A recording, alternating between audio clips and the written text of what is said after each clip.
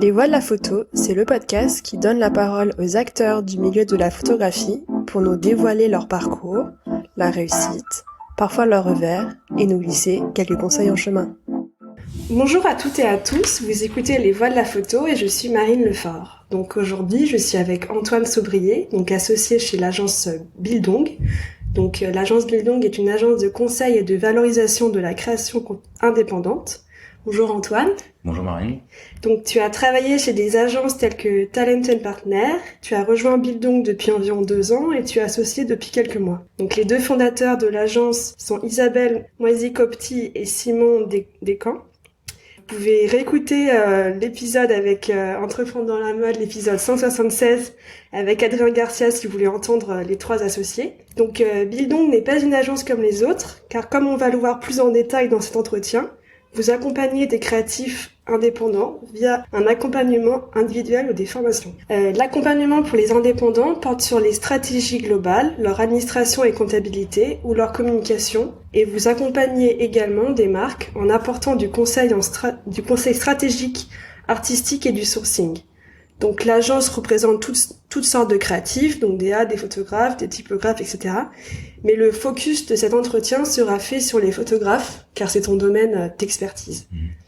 Donc pour commencer notre entretien, je te propose que l'on commence par ton parcours personnel. Où as-tu grandi ? Est-ce que ta famille ou ton environnement avait un lien avec la photographie ou l'image ? Alors, j'ai grandi à Paris. Ma famille n'avait pas de lien avec l'image. C'est des gens qui avaient un intérêt pour la culture, mais plutôt littéraire.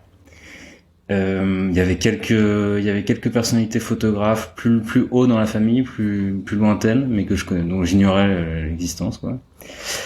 Par contre, ce qui est vrai, c'est que il y a une partie de ma famille qui a une activité dans les décors de cinéma, en fait, qui a une entreprise qui loue des meubles pour les décors. Donc je pense que ce truc-là a fait partie de moi assez tôt, l'idée qu'il y avait qu'on pouvait travailler dans le monde de décors, de l'image, etc. Donc je pense que ça a joué un rôle, ouais, effectivement. Pourrais-tu revenir sur ta formation et sur ta carrière jusqu'à ton entrée chez Bildung ? Oui, alors j'ai fait le CELSA, qui est une école de communication et de journalisme. Moi, je l'ai fait en communication. Et ensuite, j'ai commencé à enchaîner des petites expériences, des stages, etc. Le premier stage, c'était dans un magazine de musique qui s'appelait Vox Pop. Et qui apportait un soin tout particulier à la production de ces images. C'est-à-dire que les images étaient produites par les photographes du magazine, c'était pas des images qu'on rachetait. Donc voilà, ça m'a éveillé à ça. Ensuite, j'ai fait un stage un peu plus long dans une agence de publicité, du groupe Publicis. Et puis, voilà, j'ai commencé à comprendre que ce qui m'intéressait, c'était la communication, et la communication par l'image, en fait. Et que je voulais être du côté avec ceux qui font les images, en fait. Parce que j'aurais pu être dans une agence de publicité, être un peu à chapeauter les campagnes, ou je sais pas. Moi, je voulais vraiment être un peu dans une logique artisanale, tu vois. Je voulais être avec les gens qui faisaient les images. Et donc, mon stage suivant, qui a duré plus longtemps, qui était un stage de fin d'études, une première expérience de travail réel, c'était à l'agence Vue, l'agence de reportage. Et donc, je travaillais au département média de l'agence Vue, qui est le département qui est un peu le cœur de la machine, j'ai envie de dire, parce que c'est là où tu vends les images de tes photographes aux différents médias. Donc tu les accompagnes, enfin tu t'écris les textes pour accompagner les reportages, tu reçois les images, tu les archives aussi, et puis il y a toute la partie commerciale, bien sûr, de vendre les images au titre, et pas que aux médias, de plus en plus, les agences comme celle-là, elles travaillent aussi avec les ONG, etc. Mais voilà, j'ai fait ça. Donc ça, c'était Vue. Après, j'ai eu d'autres petites expériences. J'ai bossé pour Patrick Rémy, qui distribue, qui représentait Steidl en France. Je crois que c'est plus le cas actuellement, mais qui est un éditeur de photos, voilà. Très prestigieux, on va dire, dans ce domaine. Et j'ai bossé pour d'autres petits éditeurs. Et puis, j'ai fini par travailler chez cet agent de photographe de mode. Photographe de mode, de portraits, de paysages, de nature morte. Des photographes commerciaux, on va dire, qui s'appelle Talent & Partner, et qui, à l'époque où je les ai rejoints en 2012, s'appelait Art Department Europe, parce qu'ils étaient la filiale, la branche européenne d'une grosse agence américaine qui s'appelait Art Department. Voilà. Et donc j'ai travaillé là-bas chez Art Department puis Talent Partner 6 ans et demi, je crois en tout.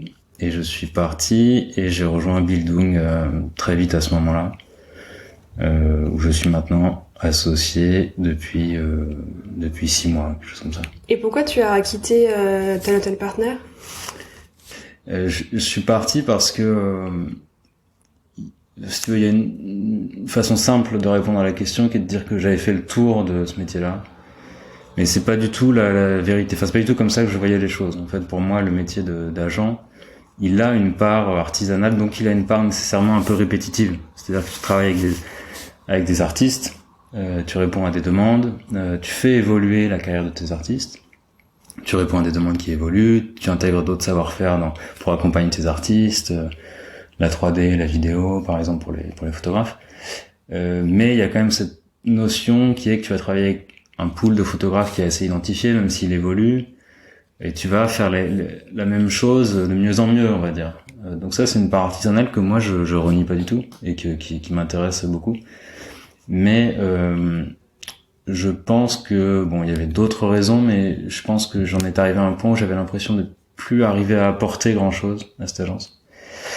Alors que j'adorais bosser là-bas, j'adorais mes artistes, j'adorais l'équipe, et puis j'ai été très formé là-bas, vraiment. J'ai appris le concret de ce métier, j'ai reçu des méthodes de travail rigoureuses et j'adorais ce côté, et ça je l'ai gardé, ce côté no bullshit quoi. C'est-à-dire que c'est pas comme ce qu'on reproche parfois aux agences de pub où t'as des réunions toute la journée et au final tu dois finir à 4 heures du matin parce que t'as rien fait de la journée. Bon, là-bas c'était vraiment des journées denses de travail où on travaillait sur les productions et sur le développement de nos artistes. Mais il y a un moment où j'ai eu l'impression de plus arriver à apporter grand chose. Je manquais un peu de perspective. Je crois que j'avais besoin un peu de pouvoir être à un autre niveau dans le processus créatif. C'est-à-dire de plus être seulement en posture d'accompagnant des artistes, mais aussi, en tout cas de temps en temps, être impliqué dans la création ou la stratégie. Je suis pas directeur de création, je suis pas directeur artistique, c'est un métier à part entière bien sûr, mais pouvoir un peu remonter et être à un autre niveau des processus. Et donc vraiment au moment où je partais, enfin ça s'est vraiment fait en même temps, au moment où je partais de Talent Partner, j'ai rencontré d'abord Simon, puis Isabelle, qui sont les deux cofondateurs de Bildung. Tu l'as rencontré comment? Tu les as rencontrés comment? Je les ai rencontrés par un ami commun en fait, qui est directeur artistique et dont ils se sont occupés via Bildung. Voilà, ils m'ont expliqué leur méthode d'accompagnement des artistes, qui est différente d'une agence classique. Peut-être commencer Oui, par là. exactement. Quelles sont les différentes activités ce que je trouverais intéressant, c'est pour les personnes qui ne connaissent pas trop le fonctionnement des agences, c'est aussi que tu nous expliques en quoi c'est différent. Enfin, voilà, en quoi Bildung est singulier par rapport aux autres et au fonctionnement un peu plus classique. La différence, je dirais, si je devais la résumer, en fait, il y a une différence de logique un peu fondamentale, c'est que je crois que chez Bildung on cherche à armer les indépendants, les artistes indépendants, les créatifs indépendants, plutôt qu'à les représenter. En fait, quand tu vas chez un agent, généralement, même si l'agent compte sur toi pour continuer à travailler ton réseau, ton activité, etc., il y a quand même cette idée qui va un peu te prendre en charge, quoi. Et certains photographes abandonnent complètement la gestion de leur carrière à leur agent et jusqu'à se retrouver un petit peu agents dépendants. Tu vois, sans leur agent, ils sont un peu démunis et du coup ils en veulent à leur agent dès que quelque chose ne va pas. Mais bon, l'agent sert un peu à ça traditionnellement, à ce qu'on le critique, quoi. Mais parfois ça prend un peu des proportions un peu trop énormes. Et donc chez Bildung la logique elle est différente. On cherche à vraiment fournir aux créatifs les outils qu'un agent utiliserait pour eux en fait. Et donc ça fait que nos accompagnements, ils sont différents. Pour le dire très rapidement, on a 3 manières d'accompagner les artistes. En formation de quelques jours, on reçoit ici un groupe d'une dizaine de personnes. On leur donne des outils de devis, négociation, prospection, etc. On fait des espèces d'exercices ensemble. Voilà, c'est une espèce de formation de base qu'on appelle entrepreneuriat du design. Il y a un autre mode d'accompagnement qui est ce qu'on appelle une mission conseil. Donc on va faire une sorte d'audit de l'activité d'un créatif On va interroger les gens avec qui ils travaillent. Et à l'issue de ça, on va faire un retour au créatif sur ce qui a amélioré, s'il nous a posé des questions particulières sur sa structuration, ses statuts, sa prospection, on y répond à ce moment-là. Et le troisième mode, c'est un suivi à plus long terme, qui en fait ressemble par moments un peu à ce qu'un agent classique ferait avec un de ses créatifs, quoi. C'est-à-dire un suivi où on aide le créatif à répondre aux demandes qu'il reçoit. On intervient sur les devis, mais on les fait avec lui. La différence, c'est que la plupart du temps, sauf si l'artiste le demande et qu'il y a une justification spéciale, on reste en back-office, entre guillemets, on travaille avec l'artiste, on n'apparaît pas, et juste, on éduque un petit peu l'artiste à ce travail de devis, de négociation, pour qu'ensuite, à terme, il puisse, s'il a envie, voilà, on ne force personne, le faire par lui-même. Donc voilà, je dirais que c'est ça la spécificité en fait, c'est vraiment un changement de paradigme un petit peu, et ça fait qu'on a des collaborations a priori plus courtes avec nos artistes, qu'on n'a pas vocation à les garder comme un agent a plus vocation à garder longtemps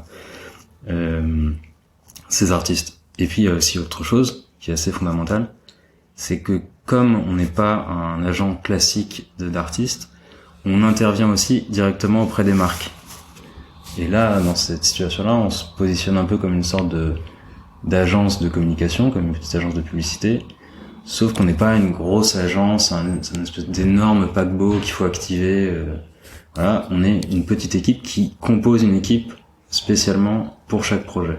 On fait venir des concepteurs-rédacteurs, des planeurs stratégiques, des gens qui font du son, des gens qui font de l'image, et on répond à une demande qui nous est formulée par une marque.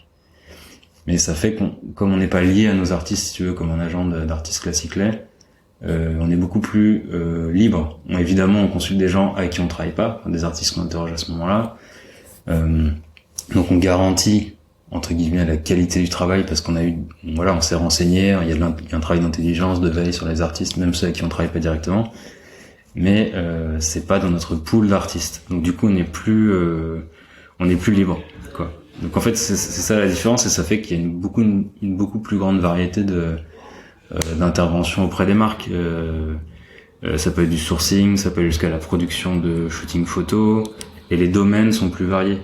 On travaille avec les gens de la mode et du luxe, mais aussi de la tech, des institutions bien sûr. On fait aussi des interventions en école en tant qu'enseignant, tu vois, dans une espèce de workshop avec les étudiants, etc.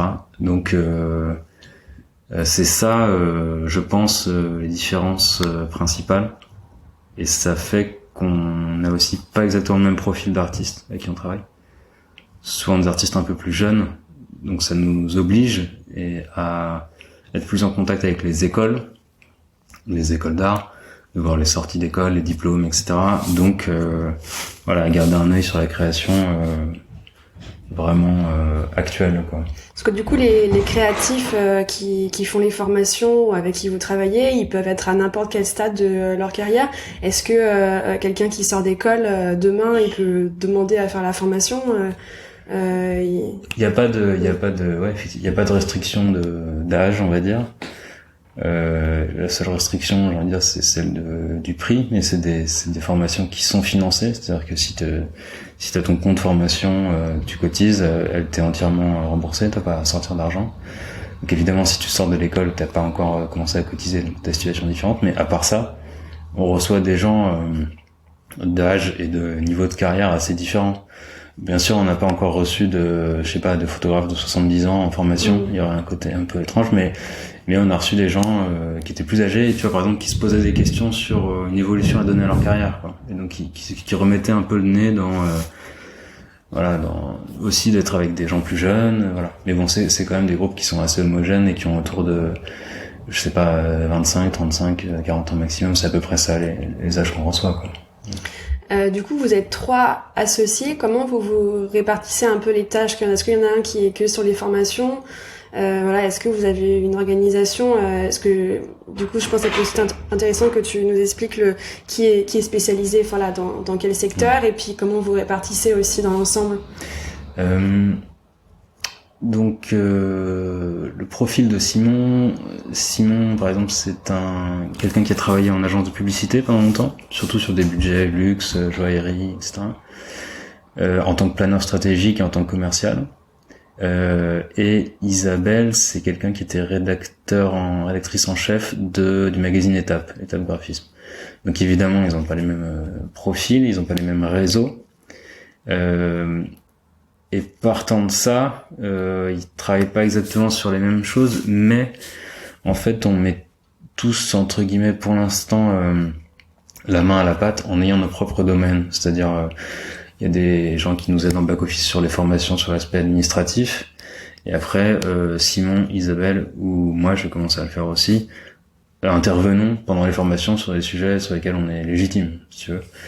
Et après, sur chaque projet, il y a souvent une partie créative et une partie financière, commerciale. Simon a plus l'habitude du devis, de la négociation, donc il prend plus naturellement le lead sur certains trucs. Mais en fait, moi, depuis que je suis arrivé, par exemple, ma carrière, elle est vraiment entre ces deux activités, le art and commerce, quoi, pour reprendre le nom de cette fameuse agence. Donc, je peux intervenir sur les deux. Donc, en fait, on a vraiment des sujets communs. Et sur chacun, on a un petit peu nos expertises particulières, mais la discussion, elle est ouverte tout le temps. Donc, on partage. Et après, il y a les artistes dont on s'occupe, qu'on suit. Et là, moi, par exemple, les photographes dont on s'occupe, c'est plus naturellement moi qui vais les suivre. Mais ce qui est très intéressant, c'est que justement, comme ici, il y a par exemple Isabelle et Simon, et pas que un agent de photographe comme moi, eux, ils ont sans cesse des choses à m'apprendre sur collaborer avec des talents comme les designers, les directeurs artistiques, les gens qui font de la 3D. Voilà. Et donc ça me permet d'enrichir en fait moi ce que je peux apporter aux photographes en tant qu'agent de photographe un peu plus classique. Voilà. Donc c'est comme ça qu'on se partage. Est-ce que tu as vu des grandes évolutions dans le métier de photographe, dans leur façon d'aborder des sujets ? Disons, moi quand j'ai commencé en tant qu'agent, donc j'ai pas vu, quoi, c'était ma première expérience chez un agent. J'avais vraiment en tête le modèle d'une agence comme Magnum. Tu vois, c'était pour moi Magnum, c'était une agence. C'est intéressant d'ailleurs parce que Magnum ça a été créé pour redonner le pouvoir aux photographes. C'est une coopérative de photographes quoi, qui s'associent pour garder la propriété de leurs images. Et j'avais cette idée que Magnum c'était une agence un peu mythique qui avait vraiment incarné le vocabulaire visuel adapté à la description d'une époque. Quoi. C'était vraiment voilà. Donc partant de là, moi-même j'ai fait un espèce de chemin quoi. Je suis parti de ce truc de photographie utile pour décrire le réel, pour faire de l'information, et je suis allé vers la photo plus commerciale. Donc il y a déjà une évolution de ma part. Et après, je vois effectivement les photographes donc j'apprends de nouvelles choses constamment quoi. Et je vois les photographes qui évidemment évoluent et savent qu'on peut plus raconter une histoire comme avant. Et en fait moi c'est pas mal d'avoir eu cette expérience dans le reportage, parce que je voyais le reportage qui était un peu, par certains aspects, un peu sclérosé, un peu arc-bouté sur une espèce un vieux vocabulaire de description du réel, et ça marchait plus en fait. Et les gens comprenaient pas pourquoi les titres de presse n'achetaient plus de photos de reportage. Il y avait aussi peut-être parce que c'était plus la façon de décrire le monde quoi, qui était voilà. Et en photo commerciale, je pense que c'est pareil, il y a des modes.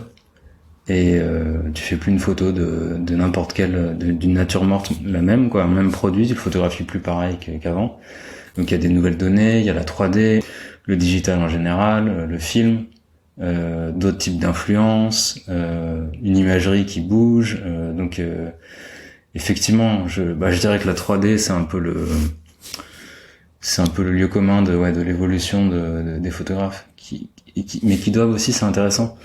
Les photographes ils doivent se positionner en fait par rapport à la 3D. C'est-à-dire que souvent maintenant ils sont mis en compétition par rapport à des gens qui pourraient faire de la 3D, et ils doivent, quand ils sont photographes, ils doivent défendre l'apport de la photographie qui est d'une autre nature par rapport à la 3D. Et là c'est bien d'ici chez Bidung avoir des gens qui ont pratiqué les deux, enfin connaissent les deux, peuvent accompagner les deux, parce qu'on est capable de mieux comprendre les problématiques des clients. Pourquoi ils seraient amenés à faire appel à de la 3D plutôt qu'à de la photo, etc. Donc comment ça a plus de sens de se défendre la photo, ce que ça apporte à leur marque, etc. Voilà. Mais c'est un monde qui évolue constamment, et Et je suis très heureux à Bildung de voir à quel point le réseau de gens qui nous entourent nous fait évoluer nous-mêmes. On apprend en fait tous les jours. On a des rendez-vous ici tout le temps et on voit des choses très diverses, quoi. Donc c'est très agréable. Quelles sont les grandes évolutions, donc en particulier les difficultés et les opportunités des prochaines années que tu vois dans ton métier d'agent? Je pense qu'il y a plusieurs choses. Je pense que tout l'enjeu pour un agent, c'est de rester cette espèce d'îlot de stabilité et de présence en fait, stable, quoi, récurrente pour tes artistes. Alors que eux-mêmes évoluent de plus en plus vite. Et je dirais que en fait, il faut savoir, nous en tant qu'agents, incorporer de nouveaux types de métiers, de nouvelles compétences. Tu vois, par exemple, on parlait de la 3D, le cas du photographe qui veut se former à la 3D et qui veut incorporer la 3D dans sa pratique, ça c'est tout un défi pour un agent, parce que ça veut dire que lui-même il doit savoir de quoi il s'agit. Et t'as les demandes des marques qui évoluent, bien sûr. Elles demandent plus de flexibilité. Souvent, les budgets sont plus les mêmes qu'avant. Et je pense que le Covid, la période qu'on traverse, a été un moment un peu à la fois d'accélérateur, de révélateur, un peu de loupe, en fait, sur certaines de ces mutations. Et c'est intéressant pour ça. Je pense que le métier d'agent, le métier d'agent classique va peut-être se limiter à un plus petit nombre d'artistes. Un plus petit moment de carrière dans la carrière des artistes, mais qu'autour de ça il y a des formes d'accompagnement à inventer en fait, et que c'est ça qu'on essaie de faire. Et ce moment de crise, c'est aussi un moment d'inventivité qui est assez passionnant pour les set designers par exemple, pour les gens qui faisaient des défilés de mode. Enfin, évidemment il y a plein de métiers qui ont dû se réinventer le temps du Covid, mais je pense que ça va laisser des traces, voilà. Quels sont les axes de développement pour les prochaines années, par exemple pour 2021 quelle est la direction que vous souhaitez donner à Bildung? Alors il y a plusieurs choses, même si nous le modèle il reste ouvert, on n'a pas une vision figée dans le marbre de là où on veut être. Mais il y a plusieurs points. Déjà on est content de pouvoir retravailler avec les mêmes clients, d'obtenir une sorte de récurrence, que Bildung a été fondé mi-2016, donc quand on voit que les clients reviennent, parfois avec d'autres types de demandes, on comprend qu'on a réussi à les satisfaire quoi sur certains plans. Donc ça c'est aussi un objectif d'avoir des clients récurrents. L'internationalisation aussi, je pense que c'est un objectif, et ça se fait aussi parfois via les artistes qu'on accompagne, qui ont des demandes de clients extérieurs, et nous ça nous permet étrangers, ça nous permet d'enrichir aussi. Et on a aussi des projets, on pense à un lieu physique par exemple pour recevoir nos formations, parce que là on les fait dans nos bureaux qui, tu l'as vu, sont spacieux, etc. Mais on pense peut-être à un lieu de résidence qui soit pas dans Paris. Tu vois, le Covid ça a fait beaucoup sortir les gens de Paris, et on pense à ça, avoir un lieu qui soit un lieu de travail, un lieu de résidence, de workshop, ça c'est une chose. On pense aussi à quelque chose qui est pas exactement un média, mais qui sera une espèce de contenu de média qu'on est en train de créer, où on ferait des espèces des interviews de profils un peu éminents de nos professions, pour pouvoir analyser avec des grands DA par exemple, la gestion stratégique de leur carrière. C'est vraiment sous cet aspect-là, pas l'aspect créatif, parce que ça on pense qu'il est couvert par plein de différents médias, mais et voilà, et d'autres projets. On pense aussi à une autre manière d'accompagner les artistes qui serait peut-être une sorte de structure d'investissement pour les aider au départ quand quand un studio se monte, ou que quelqu'un a une idée de tel objet design, on participerait à ça d'une manière ou d'une autre. Ça c'est les axes un peu que je vois. Est-ce que vous avez des agences modèles? Est-ce qu'il y a des agences, mais là du coup on ouvre à tous les pays et à toutes les industries? Est-ce qu'il y a des agences qui vous inspirent? Comme je te disais, moi Magnum c'était un peu mais évidemment quand je dis Magnum je suis bien conscient que c'est un peu un truc d'un autre monde maintenant, mais ce qui me frappait beaucoup c'était le côté les photographes qui s'allient en fait. Aujourd'hui ça paraît un truc extrêmement classique, mais ça l'était pas. Je sais qu'ici on a aussi le modèle de Pentagram, le studio de design en tête, parce que ce Pentagram c'est du nom des 5 associés originels de la boîte qui ont chacun leur domaine d'expertise, un peu comme un cabinet d'avocats. voilà, ce modèle-là, il nous intéressait. Après, moi, il y a plein d'agences qui m'intéressent. Il y a certains bureaux de DA que je trouve très intéressants. Il y a certaines marques qui communiquent, que je suis depuis toujours et que je trouve super intéressantes. Une marque comme Jil Sander, par exemple, c'est pas une agence, mais voilà. Il y a aussi des titres de presse en mode particulier et en photo. C'est très important, un peu le label de qualité que fournit certains magazines, tu vois, comme Fantastic Man ou Aperture ou Foam, qui sont aussi des lieux physiques, une espèce de connexion entre plusieurs dimensions. Et puis là, ça me vient en tête, mais on regardait tout à l'heure un livre qui était au bureau. Tu vois, moi, je pense à la NASA.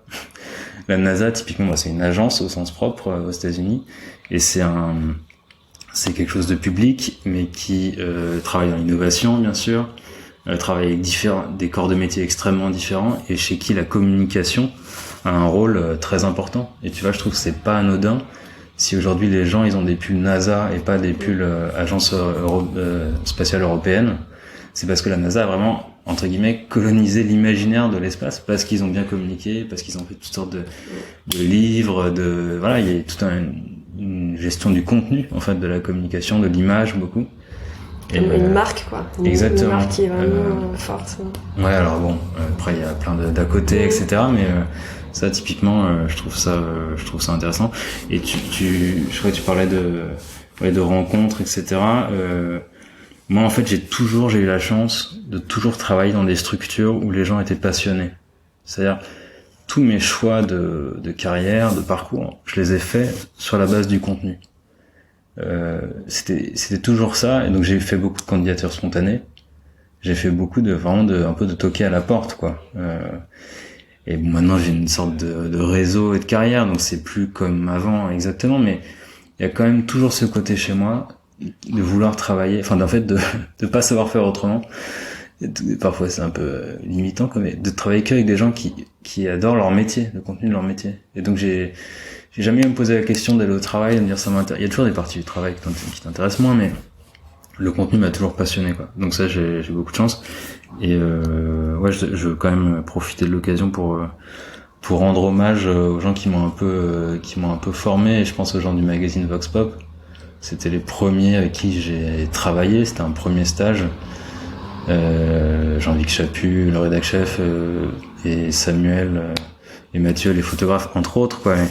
Ouais, c'était une équipe passionnée pour le coup, et qui sacrifiait jamais la qualité, quoi. Et ensuite mon passage chez Talent Partner, ça a été un moment vraiment d'apprentissage très rigoureux, mais aussi enfin voilà, c'était un truc humain, quoi, très très fort. Et voilà, donc j'ai beaucoup appris là-bas. Est-ce que tu as des passions qui ne sont pas liées à ton travail? Je trouve cette question toujours intéressante pour un peu avoir une autre... souvent, ça en dit beaucoup. Est-ce que ça va être le sport, la lecture, la méditation, le yoga, l'écriture, ou alors pas du tout, juste le travail? Alors, je pense que c'est la question de l'interview où il va falloir me limiter pour pas que ça dure 4 heures. Mais oui, j'ai beaucoup de passions hors du travail. Mon travail est un peu une passion en vrai, pour le coup, mais bon, j'ai des goûts culturels comme tout le monde. C'est un certain type de cinéma, un certain type de photo aussi, voilà, bien sûr, bon, comme la photo que j'ai découvert, le premier photographe que j'ai découvert, c'est Bruce Davidson, photographe de Magnum. Voilà, c'était son livre Brooklyn Gang, ça a été une espèce de déflagration, bon. Mais ça, c'est vraiment des goûts, quoi. Mais après, des passions, moi, mes passions, c'est plus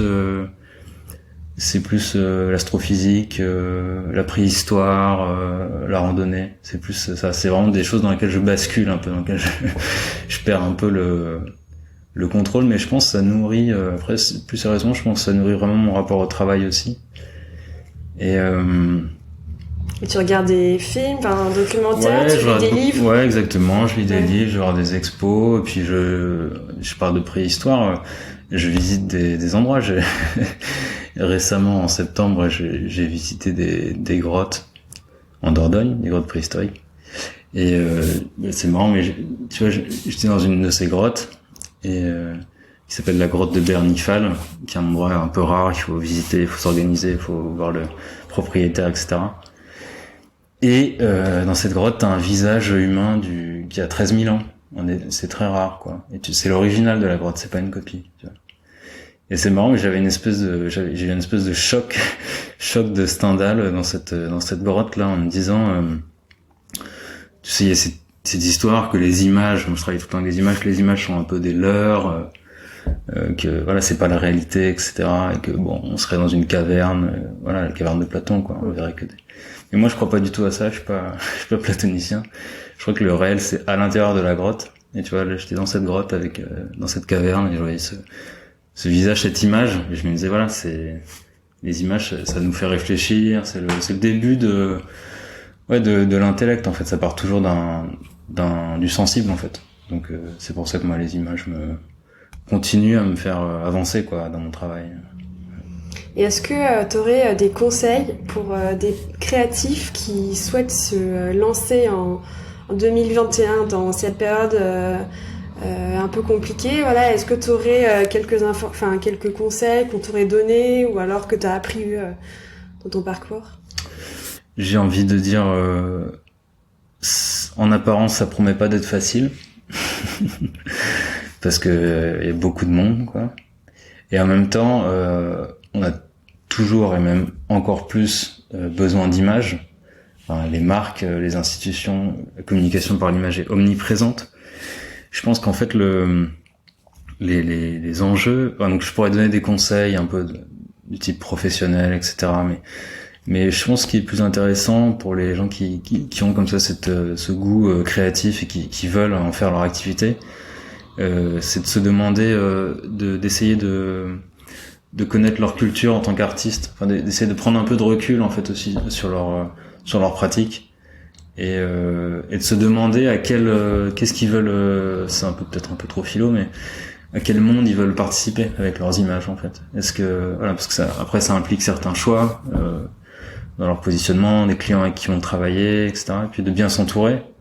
Mais tout ça en fait c'est un peu un travail de décentrement, je pense, qui est nécessaire pour les créatifs. Souvent ils arrivent avec une grande énergie créative, et dès qu'il s'agit d'être confronté à la demande extérieure, la commande, la collaboration, ça peut les fragiliser. Je pense que en fait non, c'est comme ça aussi qu'un artiste enrichit son travail et le rend souvent plus intéressant, c'est quand il arrive à s'ouvrir.